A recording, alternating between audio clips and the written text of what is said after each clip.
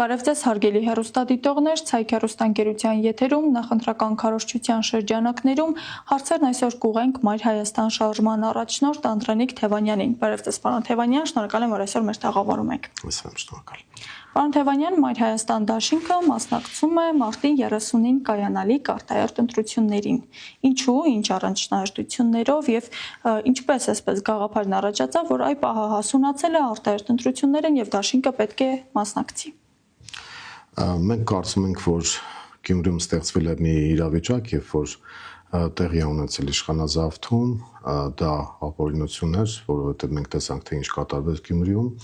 եւ բնականաբար մասնակցում ենք այս ընտրություններին այդ իրավիճակը փոխելու եւ գյումրեցիների շահը պաշտպանելու համար։ Հետաքրքիրն այն է, որ այս ընտրությունները ունեն ինչպես քաղաքային, այնպես էլ քաղաքական, աշխարհաքաղաքական եւ նույնիսկ անվտանգային նշանակություն, որովհետեւ դրանք տեղի են ունենում մի իրադարձությունների ֆոնին, երբ հայ-ադրբեջանական հարաբերությունները թևակողել են դրամատիկ փուլ, Նիկոլ Փաշինյանը միակողմանիորեն պատրաստ է գնալ զիջումների եւ փաստացի Ալիևը օգտվելով այդ հանգամանքից նորանոր պահանջներ է առաջ քաշում Հայաստանի առաջ եւ հիմա ամբողջ աշխարհը հետեւում է թե արդյոք հայ ժողովուրդը կմարսի, այսպես ասած,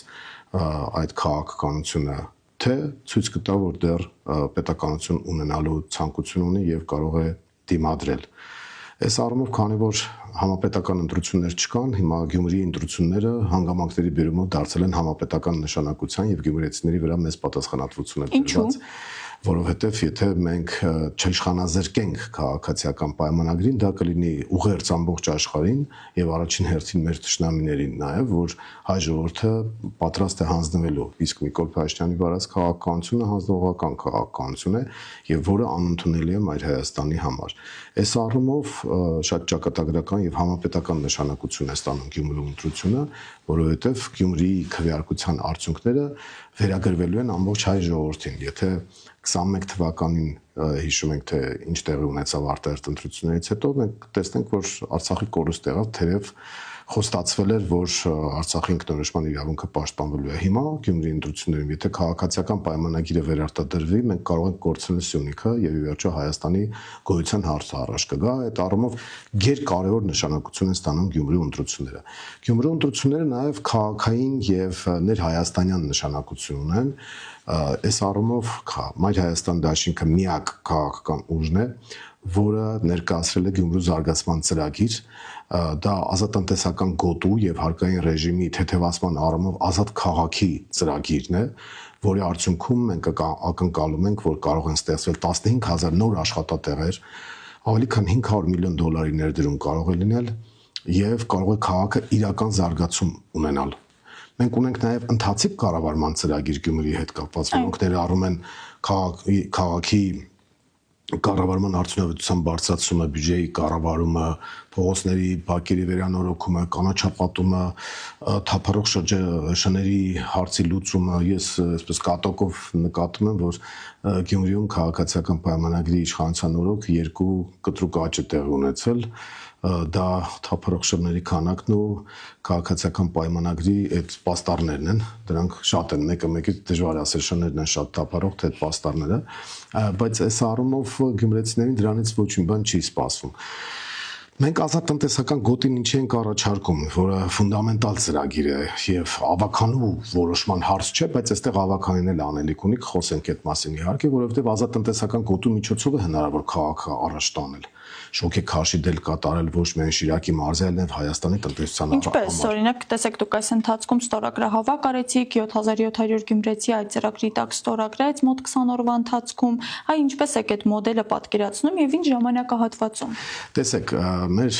դաշինքի ցուցակը գլխավորող Կարեն Սիմոնյանը նախաձեռնել էր քննարկում, որի արդյունքում հենց ծնվել էր այդ փաստաթուղթը ազատ տնտեսական գոտու եւ հենց Կարեն Սիմոնյանն էլ նախաձեռնեց ստորագրահավաք, որը օրենքով սահմանված կարգով ենթադրում է, որ պետք է այդ ստորագրահավաքի արդյունք ուղերձը մտնի ապագա ավականու նիստի օրակարգ։ Ինչ է իրենից ներկայացնում ուղերձը։ Ուղերձը ոչ թե ազատտնտեսական գոտի ստեղծելու մասին է,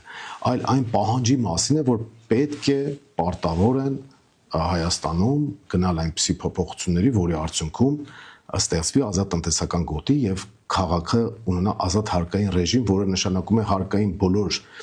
դրույքաչափերի մասով համահայաստանյանից 50% նվազեցում։ Խոսքը վերաբերում է շահութահարկին, խոսքը վերաբերում է ավելացած արժեքի հարկին եւ շրջանառության հարկին։ Այս առումով մենք 25 տարով սահմանում ենք այդ ռեժիմը եւ առաջարկում ենք, որպեսզի Գյումրիում ներդրումներ արվեն եւ աշխատատեղեր ստեղծվեն եւ ի վերջո աղքատությունը հաղթահարվի աղքատության բարձր տոկոս ունեցող այս մարզում եւ քաղաքում։ Հիմա տեսեք, հիմա կբացատրեմ հերթականությամբ ազատ տնտեսական գոտու գաղափարը լոբինգ է արվում, այսպես ասած, ավականու ուղերձի միջոցով 7700 քաղաքացի դառնում է պահանջատեր, որպեսզի այդ ծրագիրը կյանքի կոչվի եւ հիմնականում մենք տեսել ենք, որ այդ հարաբերությունները տնտեսական, երբ որ ենթակառուցվածքները ստեղծվեն, հիմնական ներդրումները կարող են եւ ներսից լինել եւ հատկապես Ռուսաստանից կարող են լինել, որովհետեւ ԵԱՏՄ շրջանակներում հայ-ռուսական տնտեսական հարաբերությունները տալիս են այդ հնարավորությունները։ Ռուսաստանը սանկցիաների տակ է եւ ռուսական կապիտալը տեղ է ման գալիս, որպեսզի իր միջոցները ներդնի եւ մենք տեսնում ենք, որ Ռուսաստանը շահագրգռված է, որպեսզի 102 ռազմաբազա ունեցող քաղաքում Գյումրիում տնտեսական զարգացում լինի, մարդիկ բարեկեցիկ կյանք ունենան եւ դա կլինի իրենց փափուկ ուժի դրսեւորումներից մեկը եւ սանկցիաներից խուսափելու նաեւ հնարավորություն կլինի, մենք պետք է օգտվենք այդ իրավիճակից, նաեւ հայկական կապիտալը կարող է այստեղ ներդրում անել, ավելացված արժեքի հարկից ազատվելուց բացի նաեւ ազատվել շահութահարկից եւ կարողանալ արտահանել կամ ներմուծման փոխարինում ապահովել, եթե 50%-ից բարձր ապրանքատեսակի գծով է այստեղ արտադրություն լինում եւ փոխարինվում է ներմուծումը, մենք այդտեղ էլ ենք շահութահարկից ազատելու ռեժիմ սահմանում, այդ 25 տարվա կտրվածքով։ Մենք մինչև այս ծրագիրը ներկայացնել, որը նաև դուք տեսաք, որ հայ-ռուսական տնտեսական կոնֆերանսի ժամանակ ներկայացվեց, մեր հեռուստադիտողների չաթերը հետևած կլինեն արդեն ցերեկը հեռարձակված այդ միջոցառմանը եւ դուք տեսել եք, որ Ռուսաստանից եւ պետական շրջանակներից եւ բիզնես շրջանակներից եւ փորձագիտական շրջանակներից կարծիք էին հայտնում, որ իրենք շահագրգռված են ներդրումներ անել Գյումրիում եւ դրական են գնահատում Գյումրիում ազատ տնտեսական գոտի ստեղծելը։ Մենք նաեւ բիզնես շրջանակների հետ նախնական քննարկումներ ենք արել, ես ինքս պետական կապերի հետ առնչվող մարդկանց հետ եմ խոսել, Կարեն Սիմոնյանը իր բիզնես շրջանակների հետ է քննարկում անցկացրել եւ այդ ծրագիրը ներկայացրել եւ մարդիկ ասում են, որ այո, մենք շահագրգռված կլինենք, որովհետեւ ազատտնտեսական գոտի ներդրումների հնարավորություն է, իսկ գյումրեցիների համար աշխատատեղերի զարգացման հնարավորություն է։ Այս առումով մենք լիահույս ենք, որ ավականու ուղերձը լրացուցիչ ազդակ կհաղորդի, որպեսզի այդ ծրագիրը կյանքի կոչվի եւ մենք համոզված ենք, որ իհարկե այս իշխանությունների պարագայում դա դժվար է սպասել, բայց իշխանափոխությունը, այսպես ասած, սարերի հետևում չէ ամբողջական մակարդակով եւ մենք համոզված ենք, որ Մայր Հայաստանը համապատասխան պատասխանատվություն ստանձնելու պարագայում առաջին հերթին հենց դա է կյանքի կոչելու եւ մենք գյումրեցիներին խոստանում ենք, որ բոլոր այն սոցիալական խնդիրները, դրանք կլինեն թոշակների հետ կապված հարցերը, դրանք կլինեն աշխատավարձերի հետ կապված հարցերը, կարող են լուծվել տնտեսական լուրջ զարգացման պարագայում։ Այսօր թոշակը մինիմալ 36000 դրամ է։ Մենք մեր ծրագրով ներկայացրել ենք, որ Մայր Հայաստանի ընդհանրապես շարժման ծրագրերի մեջ կա, որ 80000 պետք է լինի նվազագույն թոշակի չափը։ Մենք նաև հնարավորություն ենք տեսնում, որ եթե Գյումրիում ազատ տնտեսական գոտին զարգանում է եւ Գյումրու քաղաքային բյուջեի հնարավորությունները 14 միլիոն դոլարից աճում են բազմապատիկ, այդ դեպքում մենք կարող ենք քաղաքային մասշտաբով արդեն, այսպես ասած, քաղաքային կենսաթոշակի չափ ավելացնել, այդպիսի փորձեր կան տարբեր երկրների միջազգային փորձ կա, երբ որ քաղաքապետարանը բյուջետային հնարավորությունների պարագայում հատկացումներ է անում թոշակառուներին կամ այլ խոցելի խմբերի։ Մեր պարագայում, մեր ծրագրով մենք նաև նախատեսել ենք, որ տրանսպորտից օրինակ թոշակառուներ եւ հաշմանդամություն ունեցող մարդիկ կարող են անվճար օգտվել, այդ հաշվարկները կա, այդ հնարավորությունները կա։ Մենք տեսնում ենք նույն տրանսպորտը հիշեցի այն խայտարակ պատկերը, որ մենք ունենք այստեղ ժամը 8-ից հետո տրանսպորտ չի գործում, քաղաքը կարծես մեռնում է եւ խավարի մեջ եւ տրանսպորտի բացակայության պայմաններում մենք ինչպես Կարեն Սիմոնյանն է սիրում ասել, հենց առաջին օրվա առաջին որոշումով մենք կարող ենք մինչև 23:00 երկարաձգել տրանսպորտը եւ ավելացնել որոշումը ուղղակի այդպիսի որոշում կամք եւ վճռականություն է պետք։ Մենք սահմանում ենք գրաֆիկ, որ մինչև 23:00 պետք է լինի, գումարած էլեկտրոբուսների ներմուծում կարող է լինել, այստեղ 5 էլեկտրոբուս կա, որը չի օգտագործվում։ ԿՊ-ի պարագայում, ինչպես Երևանում է, եթե հանգարց շահագործեն, կարող է գյումրեցիների վրա թանկացնեն տրանսպորտը, ինչպես Երևանում արեցին։ Այնպես որ մենք ԿՊ-ին մերժում ենք եւ անվտանգային առումով, եւ ներքաղաքական առումով, եւ Գյումրիում, եւ սա շատ կարեւոր հանգամանք է, որ կարևոր ուղերձ կլինի նաև բոլոր հայաստանցիներին եւ ամբողջ աշխարհին, որ գյումրեցիները փոխում են իրավիճակը, գյումրեցիների մոտից շատ բան է սկսվել, շատ բաներ էլ ավարտվել, ես կարծում եմ, որ չարի վերջը կարող է գալ հենց Գյումրիում։ Շատ լավ, պարոն Թևանյան, ներկայացրեք ձեր ծրագրերը, իսկ ինչպիսի թիմ ունեք այդ ծրագրերն իրականացնելու համար։ Դաշինքը գլխավորում է Կարեն Սիմոնյանը, իսկ ովքեր են ձեր թիմի մյուս անդամները, քաղաքացիական պայմանագրից հետո ամենամեծ թիմով ներկայանում եք դուք 56 տեխնացուներով, խնդրեմ։ Տեսեք, Կարեն Սիմոնյանը գործարար է, այնպիսի մարդ, որը սեփական ջանքերով է ստեղծել իր բիզնեսը, բանվորից աճել է, դարձել է սեփականատեր եւ բարի համբավ ունեցող գործարար, կազմակերպչական մեծ ճիղ ունեցող մարդ է եւ բավական հաջող եւ էֆեկտիվ երիտասարդական թիմ է հավաքել։ Մեր թիմի անդամներից հանրային լայն լսարան ունեցողներից, ճանաչում ունեցողներից ձեր գոլեգա Դիրանիկ Մալխասյանը, որը թողել է իր կոմֆորտ զոնան, այսպես ասած, աշխատանքային ռեժիմի եւ մասնակցում է Գյումրու հավաքական ընտրություններին, որպեսզի կարողանա իրավիճակը փոխել, մեր կարգախոսն գիտեք միացի, որ փոխելն էլ եւ մեր ներսի թիմակիցներն են միանում եւ գյումրեցիներին ենք դա կոչանում անել։ Մեր թիմում կան գործարարներ էլի, մեր թիմում կան մասնագետներ, տնտեսագետ, իրավաբան, քաղաքագետ, մարդիկ, ովքեր ճանապարհ են անցել, դասախոսներ կան, այս թիմը այլընտրանք է գյումրեցիների համար։ Եթե գյումրեցիները ուզում են այլընտրանք փնտրել եւ ենթադրենք չեն ուզում այս ներկա գործող իշխանությանը եւ չեն ուզում վերադառնալ անցյալին, չեն ուզում նախկին ներկա խաղալ եւ այլն, մենք այլընտրանք ենք առաջարկում, ասում ենք հարգելի գյումրեցիներ, դուք ունեք այլընտրանք եւ դուք կարող եք ընտրություն կատարել եւ համար 4-ի տակ հանդես եկող Մայր Հայաստանին ընտրել, որովհետեւ մենք ամենակարևորը ունենք ծրագիր, մենք ունենք քաղաքապետի հոյակապ տեխնացու եւ մենք ունենք հրաշալի թիմ համալրված երիտասարդներով, համալրված փորձառու մարդկանցով եւ ամենակարևորը նաեւ կա քաղաքական պատասխանատվություն։ Մայր Հայաստանը քաղաքական պատասխանատվություն է ստանձնում այս ամենի համար եւ մենք չենք թաքնվում տարբեր ուժերի տակ։ Մարդիկ կան, ովքեր մասնակցում են, չեն ուզում ցույց տալ իրենք ում են ներկայացնում եւ այլն, ես բան չունեմ ասելու, բայց գյումրեցիները կարող են դա տեսնել։ Ինչ վերաբերում է քաղաքական նպատակահարմարությանը եւ քաղաքական մեր նպատակադրումներին, թե ինչպիսի վարքագիծ դրսեւորենք, ես հիմա դիմում եմ գյումրեցիներին, հարգելի գյումրեցիներ, Մայր Հայաստան դաշինքը այս ընտրություններին մասնակցում է նվազագույնը ունենալով քաղաքացիական պայմանագրին իշխանություն զրկելը եւ առավելագույնը քաղաքի կառավարման պատասխանատվությունը ստանձնելը։ Մենք ունենք եւ ընթացիկ եւ հերանեկարային զարգացման ծրագրեր, խոսքը մասնավորապես ազատ տնտեսական գոտու մասին է եւ ակնկալում ենք ձեր աջակցությունը այդ ծրագրերին եւ նաեւ հուսով ենք, որ դուք պահանջատեր կլինեք, մենք էլ մեր խոսքի տերը կլինենք, որպեսզի հետեւականորեն կյանքի կոչենք այն ծրագրերը, որը ներկայացրել ենք։ Սա շատ կարեւոր հանգամանք է, որպեսզի մենք պատկերացնենք, որովհետեւ 30 տարվա, արդեն 37 կարելի տարվա ընթացքում անընդհատ խոսվել է, որ Գյումրին ունի աղետի գոտու պիտակ եւ պետք է զարգացման գոտի դառնալ, ասել որ բան չի արվել այս ընթացքում ճիշտ չի լինի, իհարկե գործերը արվել են, բայց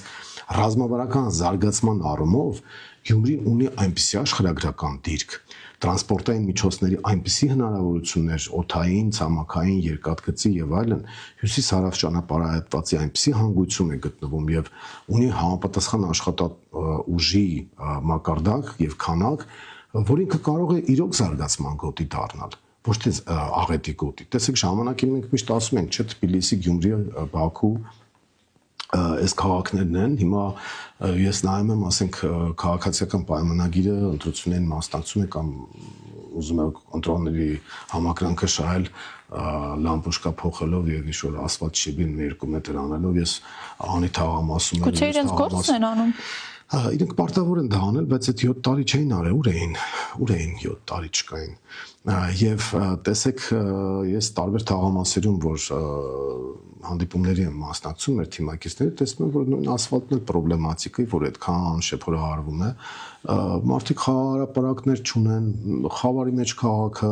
պատմամշակութային արժեքներ կան, շենքեր կան, որոնք շատ հետաքրքիր լուսավորության պարագայում կարող են նաև հետաքրքիր տուրիստական ներգրավվածություն ապահովել այստեղ։ Մենք հնարավորություն ունենք մեր ծրագրում նշել ենք, որ հնարավորություն կա մշակութային մայրաքաղաք դարձնելու, туриզմի մայրաքաղաք դարձնելու եւ բիզնեսի մայրաքաղաք դարձնելու, բայց դրա լոկոմոտիվ պետք է լինի ազատ տնտեսական գոտին, որովհետեւ մարդիկ աշխատանք ունենան, մարդկանց կենցաղային հարցերը, եթե մենք խորանում ենք, հարցնում ենք, դուք ինչ խնդիրներ ունեք, իրենք ասում են, որ մենք ուզում ենք աշխատատեղ ունենալ, կամ մեկ-մեկ ասում են